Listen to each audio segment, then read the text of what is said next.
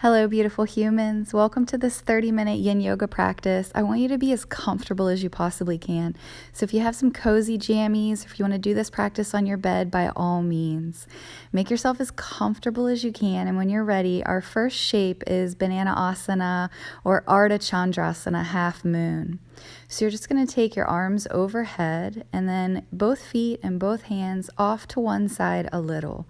This is just a subtle crescent moon shape, so we're not going for a big, huge stretch. And you want all four of your limbs to be equally grounded. So both hips are grounded, both shoulders are grounded.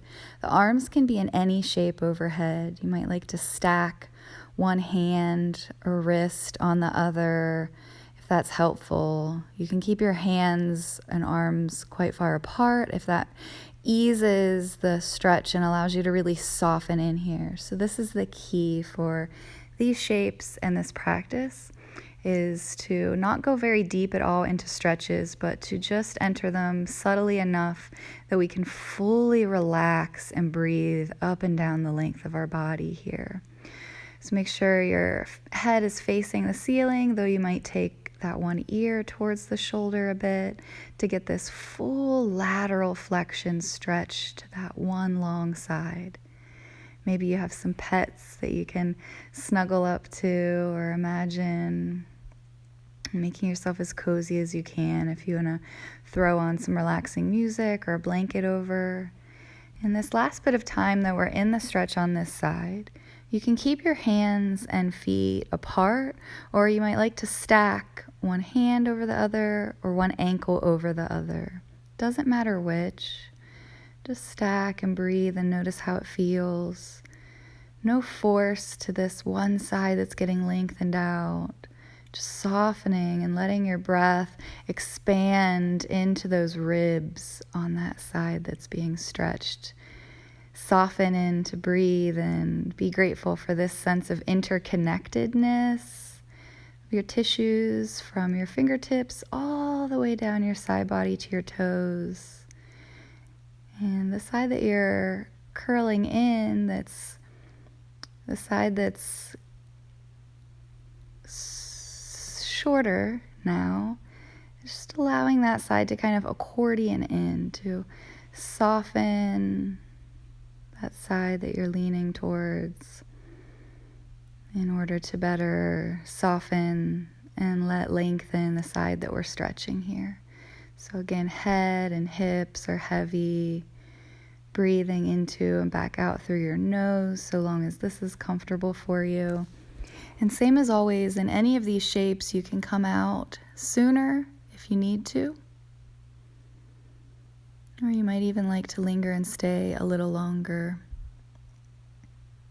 So yin poses again, we just go for a very subtle stretch, very shallow stretch that's safe to stay in for quite a while. If you did stack the wrists or the ankles, you might like to switch them now to vary that. And just bit by bit, deepening the relaxation, softening more and more, allowing your body to become heavier and heavier.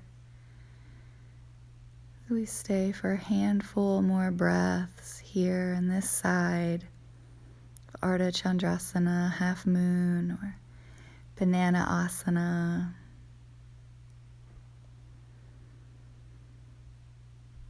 Relaxing in the center of your brow and imagining your eyebrows kind of melting away from one another. Noticing that our neck can soften, no longer having to hold up the weight of our head. And maybe spending these last few breaths really letting your mind be washed over with gratitude.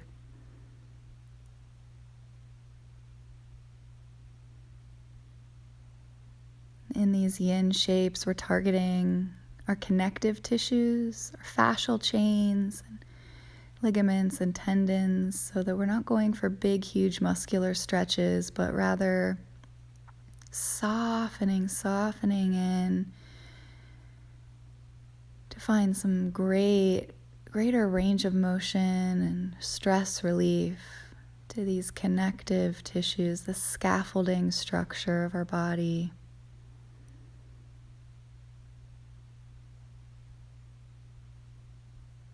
Take your last few big deep breaths here if you're still here with me on this first side, and just super slowly, whenever you're ready to come out, you might just like to come back to center to lay on your back, or if you have a pet with you that's joining you for your practice, you can take that time to give them a little snuggle. And then as you're ready, we'll gradually make our way into this half moon or banana shape on the second side. So again, extending your legs long, your arms out overhead, and taking the arms and the legs over to the opposite side now again, just a bit. Thinking about that crescent moon shape or that banana shape. We're not trying to fold ourselves in half, but only taking this stretch as much as we can while keeping our bodies level. So the weight of both hips is equal. All four limbs are dropped heavy against your supportive surface. And approaching the second side with so much patience and loving kindness and compassion for yourself now, as we ask our body to make the exact opposite shape of the other side that we just held for several minutes.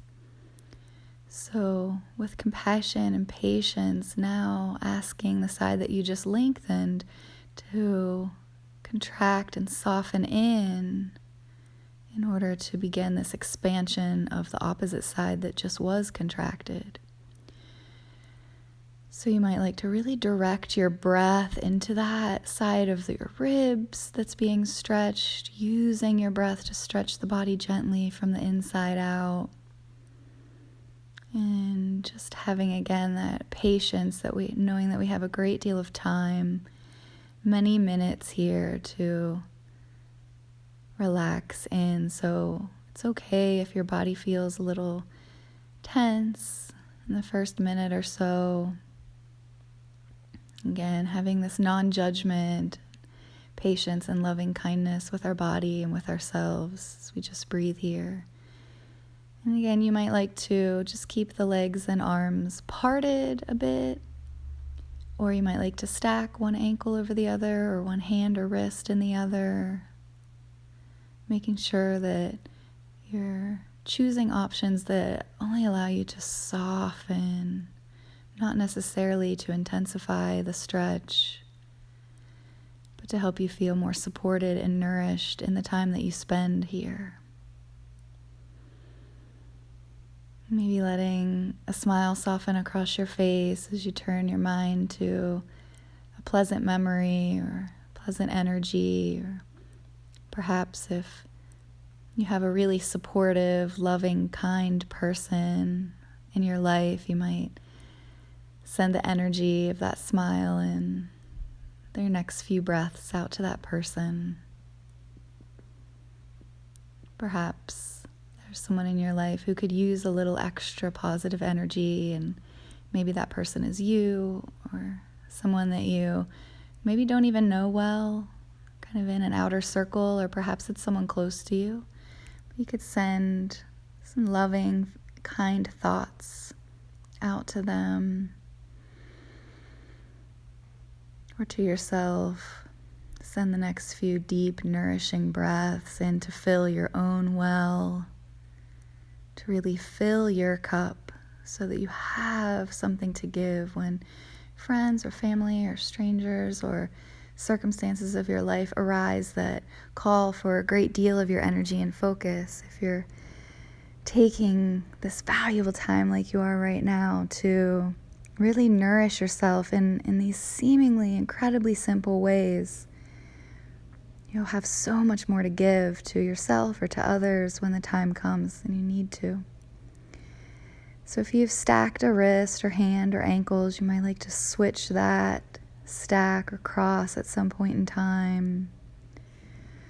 And never shying away from coming out of the pose a little bit. If you're in it pretty deep and you're finding it hard to really relax into your breath and to let your body just rest and be heavy, you can make that stretch a little less intense, modify and kind of back off a little bit from that edge, so that in this practice we're also soothing our nervous system. Each breath into and back out through your nose, as long as that's comfortable for you. And you might like to be perfectly still, or you might like to wiggle your fingers or toes. You might have needed to come out of the shape already, or whenever you feel called to come out and unwind, just taking any neutral shape for a moment in between. You might like to just stretch out long and straight, or hug your knees in and curl up, whatever works for you. Take your time in between, and the next shape will come to as a twist. So what I've taken here is kind of a version of what we call cat pulling its tail, which is ironic with my dragon onesie and 2 dogs in the bed with me in this practice. But you could stagger your legs quite a bit, as I have here, or your body might prefer you to just stack both knees over to one side, or you could take that bottom leg and extend it out straight. So any version of a gentle twist that you feel that your body and nervous system can relax into over the course of several minutes.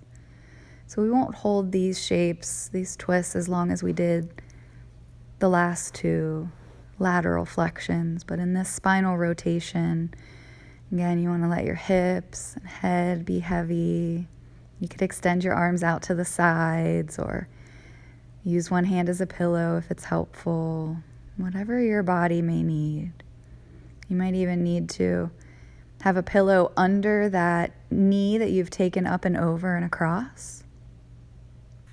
So don't hesitate to make adjustments, to make the stretch a little more accessible for you, to really relax into and to feel safe, so that you're experiencing the twist rather equally in all 3 parts of the spine. A little in the low back, a little in the middle body, a little bit to the neck, if you're turning your head away from your knees.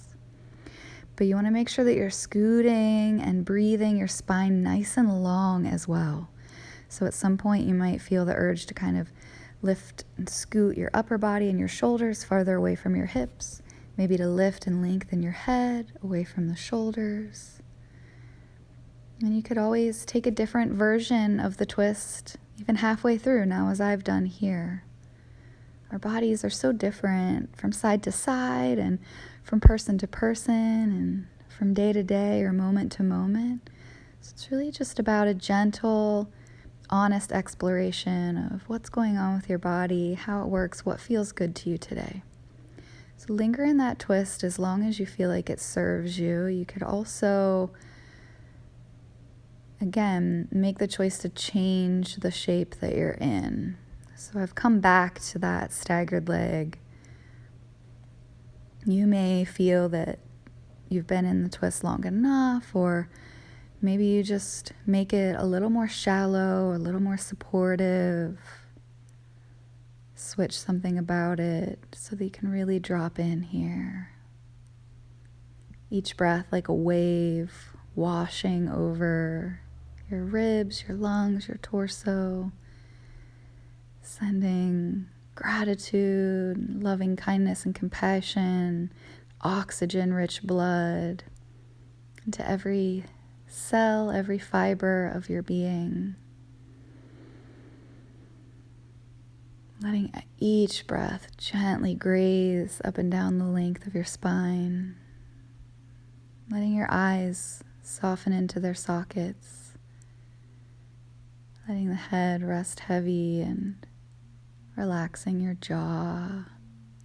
If you find yourself pressing your tongue against the back of your teeth or the roof of your mouth, then perhaps your tongue is a major muscle that you can relax. Let it drop down and back in your mouth towards your lower palate. Softening your feet and ankles, wrists and shoulders. And it can be so valuable to find a version of the shape that we can really be perfectly still in. But we also want to let our body, our nervous system, our heart, mind, and soul know that we're never stuck And you have permission to skip shapes or to come out of them sooner or to make any adjustments that your body, heart, and mind may need.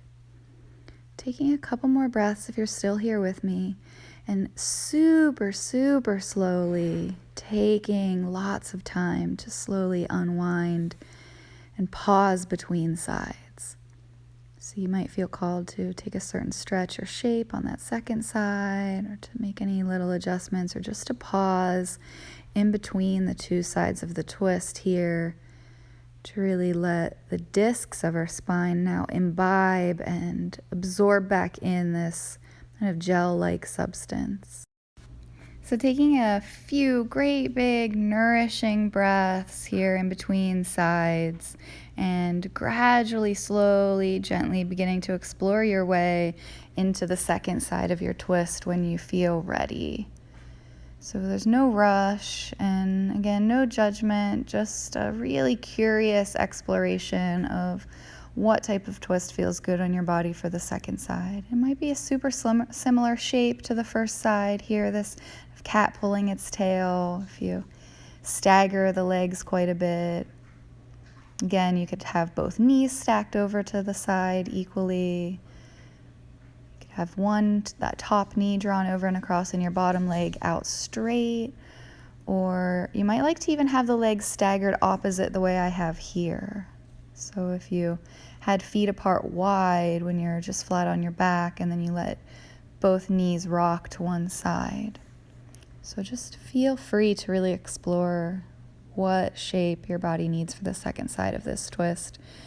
Make sure your spine feels stretched nice and long and is in alignment, so that your hips and your heart and your head form a relatively straight line for your spine here to be nice and stabilized and lengthened out while we're rotating our spine into this twist. Again, having lots of patience and compassion in allowing our body plenty of time to relax into the twist. Even though we want to make sure that we're not feeling really any discomfort or force or strain, you might feel subtle amounts of those sensations in the beginning that might kind of melt away in the breath and time that you spend here. But just taking care to indeed give yourself permission to readjust or come out of the twist, or to switch it up however you need to if you're not feeling your body drop deeper and deeper, if you're not feeling supported and able to really relax. It's important for our spine, our body, our nervous system, and our heart to feel really safe here. So I think that's why our pets really love to join us for our practice. They're really feeding off of those calming vibes that you're putting out. And depending upon the day or the energy level of your pets, they can be a bit of a disturbance in our practice, but they can also really add some value. So even if you have pets that are away from you, that maybe are living somewhere else other than where you are right now, or pets that have passed on, or just kind of special in your heart, or if you've never had any pets, you could always imagine that, like your ideal dream animal kind of curled up with you here. Just letting your imagination be used for good. Use your powers for good, the power of your mind. And you don't have to think about anything either. You can just breathe, just be. Softening the corners of your smile and the space all around your eyes, softening your palms, and really checking in with all those subtle placements of your head, your neck, your hands, and your feet to really make those little adjustments that allow your body to relax as much as you can. And though it's the nature of the mind to wander, the magic here, the power, kind of superhuman power comes from noticing when you've drifted off, perhaps into racing or train of thought. That noticing is so powerful. Smile to yourself without judgment and kind of take that part of your psyche and conscious awareness by the hand as if it were a little child that you're going to guide right back to this moment, back to this breath, so that each time the mind wanders, we notice, we smile to ourselves a little, and we turn our awareness back upon our breath. Grateful for this miracle of life, grateful for the miracle of this breath, and the next breath, and the next breath. And I want you to have permission to stay in the twist on this side for as long as you really feel called to. Make sure that you're not staying in so long that you're overdoing it, but we all have variances in our bodies again. So I may have felt called to stay in the first side of the twist much longer than I did the second side. You may be on par with that or a little different. So taking your time in that second side, take as much time as you need. You could pause the video even, or if you're ready, when you're ready, slowly unwind. Take a moment to counter stretch or pause or move in any ways that you need to. And then we're going to stretch the front of our body with spinal extension. And I'm going to move through quite a few shapes here, but something that you could do if you just want to stay still is just to come to lay all the way on your belly with your legs out straight. You could rest your head on your hands, or you could move through a few shapes here with me, or something else that your body feels called to. So I've just come to child's pose, sunken my hips back over my heels, outstretched my arm, and rested my head down on the bed. Lengthening out, letting really my heart drape towards the ground. Letting my head rest heavy. And so you could stay in that child's pose shape for a bit, or you could switch, as I have here now, into puppy pose. So that rather than hips all the way back over my heels, now my hips are almost right above my knees. So that's a much more intense, it can be a more intense stretch, a more intense sense of your torso really draping and hanging in space. So if you saw me from a side view, it might look a bit like a hammock across my torso.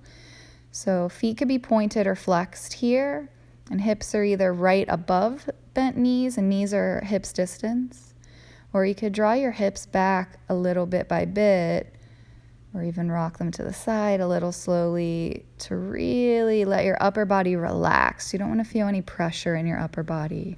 So you could always just sink back to that child's pose or come all the way onto your belly whenever you're ready. I'm going to prop up here into locust. So if you'd like to join me for this, we're going to activate back body strength by reaching hands and feet back, lifting them up for a few breaths.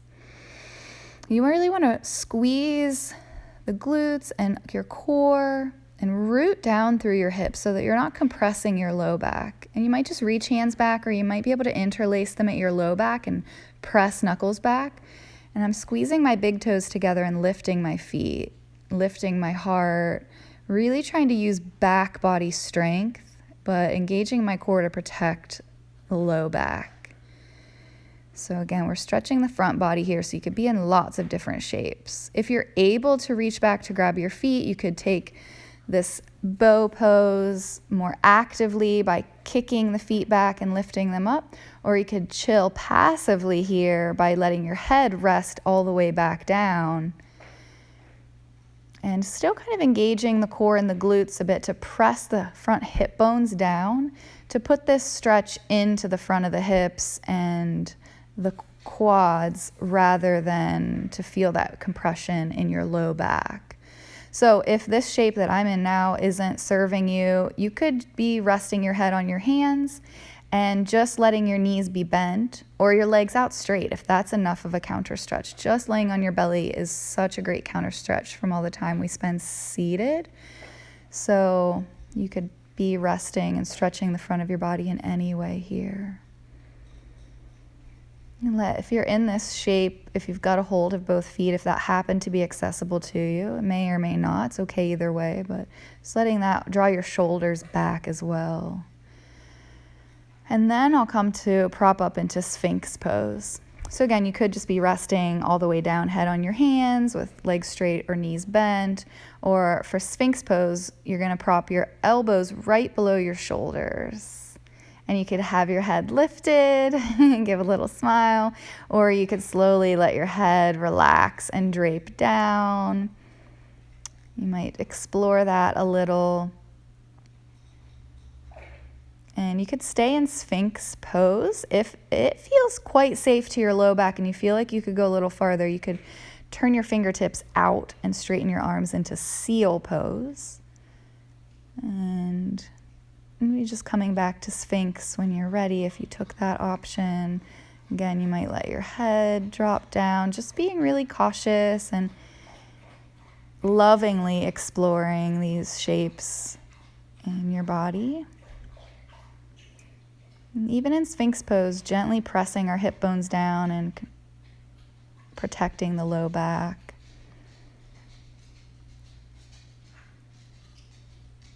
So lingering in that front body stretch, maybe taking cobra or up dog or some other variation, and then just whenever you're ready, we'll take our last range of motion, which is spinal flexion. So I'm just going to do a very simple, gentle seated forward fold here. You might like to tuck some pillows into your belly or stack several pillows on top of your legs to be able to rest your head down onto them. And you're just reaching forward only as far as you can without any force or strain. So that might be, you might be able to reach your knees, or your calves, your ankles, or perhaps your feet, but wherever you're at is totally fine. And if this seated forward fold doesn't feel good in your body, and you're not able to make adjustments to find some relative comfort there, a simple alternative is just to lay on your back and to hug one or both knees into your chest. And you're still doing spinal flexion, stretching the back of the body.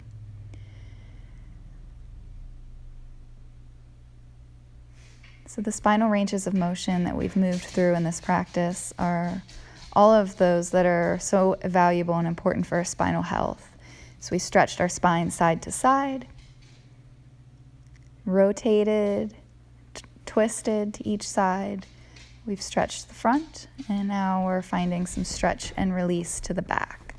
So here I've eventually been able to relax enough that I can stack my arms so they're a bit higher and rest my head down onto them. But I tend to be far more on the hypermobile side naturally, so it might be pretty common for lots of folks to prefer to have some pillows tucked up under their belly or stacked on their legs if you want to be able to rest your head down.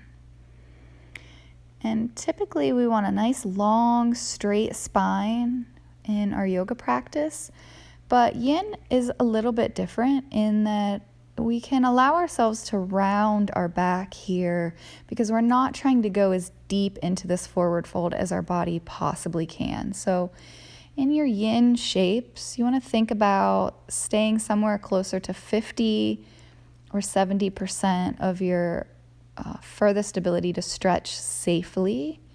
So backing off quite a bit from your fullest ranges of motion so that we're instead, again, targeting those connective tissues rather than the musculature, and so that it's safe for us to stay in these shapes for a much longer period of time, for several minutes each.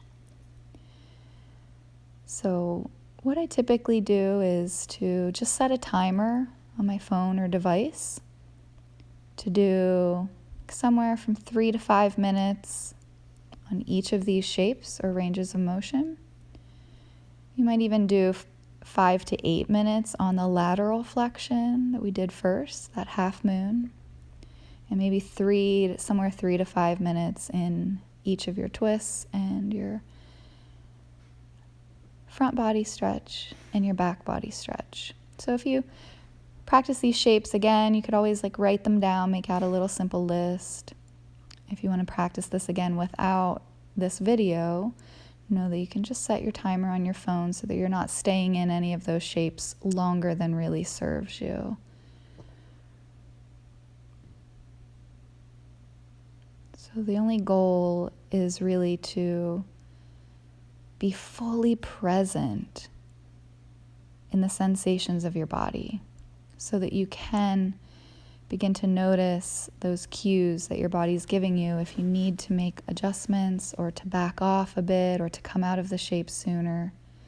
If you're in this seated forward fold, you might like to explore the difference in sensation between pointing the feet and flexing the feet. It may feel better to have it one way or the other, or just a soft neutral. And it might even feel good just to do a few point and flexes. And if you had come onto your back instead to take a version of just hugging knees into your chest, you could circle one or both ankles, wherever we're at, letting breath try to really flow up and down the whole length of our spine, softening where we can, and coming back home to gratitude for this body and each breath over the next few. So again, you could stay here a bit longer if that's really serving you. Super slowly, whenever you feel called, take your time to come out. And you might just like to lay all the way flat and take a rest, or you could take a couple more ranges of motion here. You could sit, simple, easy, cross-legged, Sukhasana, or sit any way that's comfortable for you. Maybe you have a pet joining you again. You could give them a little snuggle, or just sit in any comfortable, easy seat with a tall spine to take a few moments to breathe, just to let your body kind of pause and absorb all the benefits of your practice that you've just done, this time that you've taken for yourself, this really purely loving gift that you've given yourself. And this is a great way to start your day if you wake up really stiff with chronic pain. It can be a great alternative to hitting the snooze button a few times. It's just to work this yin yoga practice before you even get out of bed. So you could take a few minutes just sitting or laying down. You might feel like you need to move or stretch in some other ways that your body's calling you to. This is a great practice to wind down at the end of the day as well. So when you crawl into bed at night, especially if you have a hard time falling asleep if it takes you a while. So I think what I'm doing here is just clasping hands behind my head or stretching arms out, or reaching hands back behind to clasp behind at the low back. Stretching open chest for a few breaths with chin lifted or chin tucked. So again, you could just be still, or you could stretch in a few last ways that your body's calling you to. Maybe a couple seated side bends. You could linger in each bend to each side for a few breaths, or you could just kind of flow side to side a few times. Remember that we're softening and contracting in one side as we safely breathe the other side long.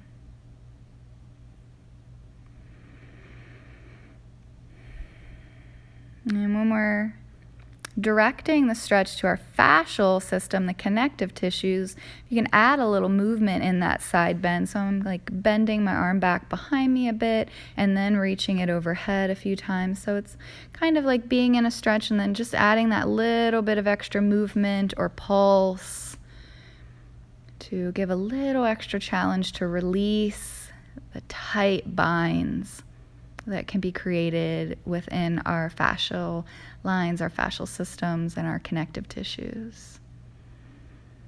And I also often find that we're surprisingly sticky and tight in our side bodies, so you can always explore those more often. Maybe when you're ready, you could bring hands to your heart or palms together into prayer hands and bow your head, or to bow your whole body forward, and some big deep breaths full of plenty of gratitude and grace. and grit for having taken this time to practice and honor yourself. Grateful for our comfy clothes, our safe space to sleep, and sending in all that gratitude deep into your bones. Maybe sending a little love to a pet that's there with you, or a pet that has passed on, or to your future dream pet. And feel free to stay relaxing or to keep moving. But thank you for taking this time with me. Much love.